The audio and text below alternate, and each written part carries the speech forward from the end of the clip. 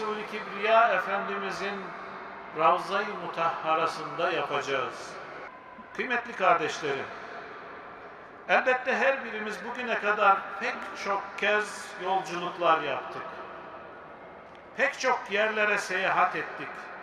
Ancak Allah'ın davetine icabet etmek suretiyle çıkacağımız bu yolculuk sıradan bir yolculuk, sıradan bir seyahat değildir. Bu yolculuk ilahi çağrıya gönül verip lebbeyk, Allahümme lebbeyk diyerek Allah'ım buyur, emrine amadeyim, geldim diyerek benzeri olmayan bir muhabbet ve aşkla, benzeri olmayan bir duygu seyliyle ve duygu yoğunluğuyla mukaddes mekanlara yapılan bir yolculuktur. Hac yolculuğu müminin kendi kalbine, içine doğru yapılan bir yolculuktur. Etkisi bütün bir ömre yayılan bir yolculuk, insanı kendisiyle, kalbiyle, nefsiyle ve geride bıraktığı anılarıyla yüzleştiren kutlu bir yolculuktur. Bu yolculuk dünyevi heva ve hevesleri bir kenara bırakıp aklı ve ruhu karartan ne varsa hepsinden yüz çevirerek Allah'a sığınma yolculuğudur. Bu yolculuk Allah'ın sonsuz rahmet eşiğine, kapısına baş koyup nasuh tevbelerle, gözyaşlarıyla, yıkanmış yakarışlarla, af dilekleriyle kendini yeniden inşa etme yolculuğudur. Bu yolculuk günah kirlerinden arınıp bağışlanmanın o eşsiz huzurunda yeniden doğma yolculuğudur. Yolculuğumuz mübarek olsun, yolumuz açık olsun, ziyaretimiz makbul, haccımız mebrur ve mübarek olsun. Kıymetli kardeşlerim, dünya dedikleri bir gölgeliktir. Evet, dünya bir handır ve hiç kimse bu fani alemde baki ve ebedi olarak kalıcı değildir. İnsan bu alemde, bu dünyada bir yolcu, hayat ise bir yolculuksa, bu yolculukta bizlere düşecek olan şey, bizlere eşlik edecek olan yol arkadaşlarını iyi belirlememizdir. Hiç şüphesiz bu yolculuktaki en hayırlı azık, en güzel yol arkadaşlığı kuşanacağımız takva bilincidir. Takva bir müminin en güzel, en samimi, en has ve halis arkadaşıdır, yol arkadaşıdır. Onun için bu yolculuğa çıkarken azığımız inşallah takva olsun. Onun için çıktığımız bu kutlu yolda Allah'a karşı sorumluluklarımızı düşünerek hareket etmeliyiz. Onun emirlerine uyup yasaklarından kaçınmayı, günahlardan sakınıp onun rızasını kazanmaya koşmayı, çalışmayı temel düstur edinmeliyiz. Kıymetli kardeşlerim, bu yolculukta zaman zaman bir takım problemlerle, aksaklıklarla ve rahatsız edici durumlarla karşılaşabilmemiz mümkün. Böyle durumlarda Peygamber ahlakını kuşanmamız, teenni ve sabır ile haccın adab ve erkanına uygun davranmamız gerektiğini asla unutmamalıyız. Kıymetli Hacı adayı kardeşlerim, gideceğimiz kutsal beldede dil, renk, ırk ve makam mevki farklılıklarının ortadan kalktığını, güçlü bir kardeşlik, güçlü bir birliktelik, birlik ve beraberlik şuuru oluştuğunu göreceksiniz. Dünyanın dört bir köşesinden her milletten milyonlarca kardeşimizin aynı amaç, aynı inanç ve aynı duygularla bir araya geldiğine hep birlikte şahit olacağız. O kutlu diyarlara vardığımızda nice peygamberin gelip geçtiği o beldenin ruhuna uygun hareket etmemiz lazım. İslam kardeşliğini zedeleyecek olumsuz söz, tavır ve davranışlardan uzak durmalıyız. Kimseyle münakaşa etmemeliyiz. Kimseye karşı kırıcı söz ve davranışlarda asla bulunmamalıyız. Dünyalık namına ne varsa geride bırakmak suretiyle çıktığımız bu kutlu yolculukta elimize, dilimize hakim olmalıyız.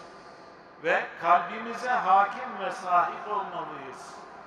Asla gaflete düşmemeli, gafil olmamalıyız.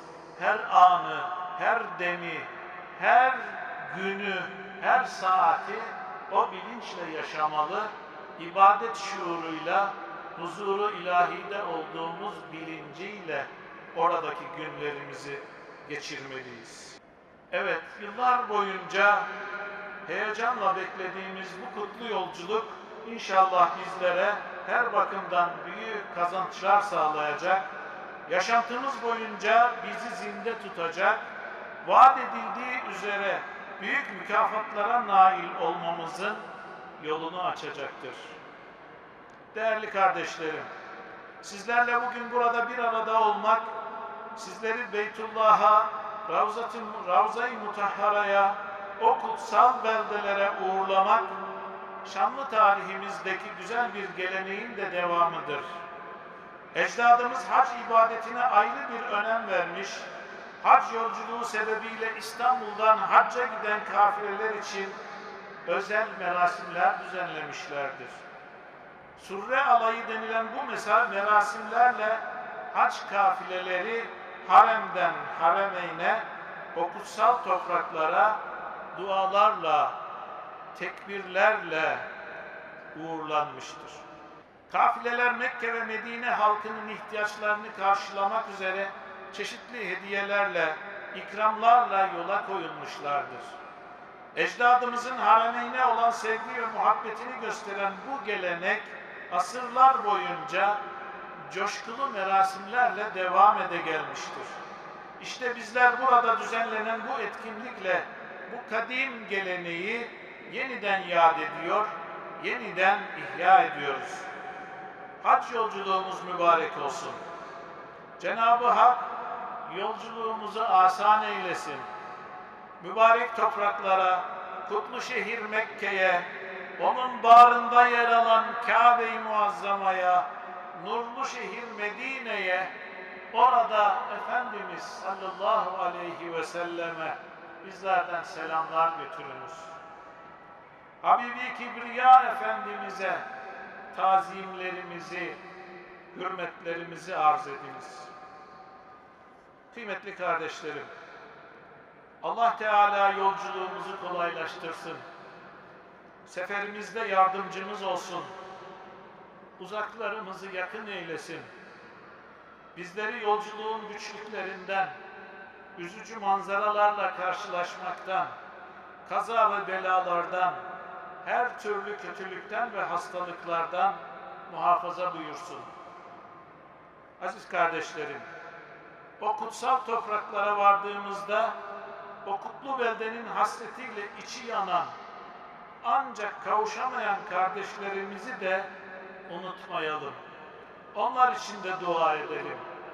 Vatanımıza, milletimize, ailemize, komşularımıza, akrabalarımıza, arkadaşlarımıza da dua etmeyi asla ihmal etmeyelim. Ümmeti Muhammed'i zulüm altında yaşayan, acı çeken Müslüman kardeşlerimizi de dualarımızda analım. Onlara kurtuluşlar ve sıhhat afiyet dileyelim. Salimen gidip galimen dönmeyi Cenab-ı Hak'tan niyaz ediyoruz. Cenab-ı Hak inşallah bizlere bu yolculuğumuzu kolay kılsın. Sağlıcakla gidip selametle geliniz. Allah'a emanet olunuz. Hac ibadeti için uğurlamakta olduğumuz kardeşlerimizin bu yolculuğunu hayırlı, mübarek ve müyesser eyle. Makbul ve mebrur bir hac yapabilmelerini kendilerine nasip eyle. Annelerinden doğduğu gün gibi tertemiz ve günahsız olarak memleketlerine dönebilmeyi kendilerine nasip eyle ya Rabbi. hacca gidecek olan kardeşlerimizi, onların ailelerini ve tüm sevdiklerini ve her birimizi umduklarımıza nail, korktuklarımızdan emin eyle. Yolculuğumuzun kolay, asan ve müyesser olabilmesi için, sağlık, afiyetle gidip dönebilmenin mümkün ve Cenab-ı Hakk'ın müyesser kılması için, Allah rızası için, Lillahi Teala'l-Fatiha.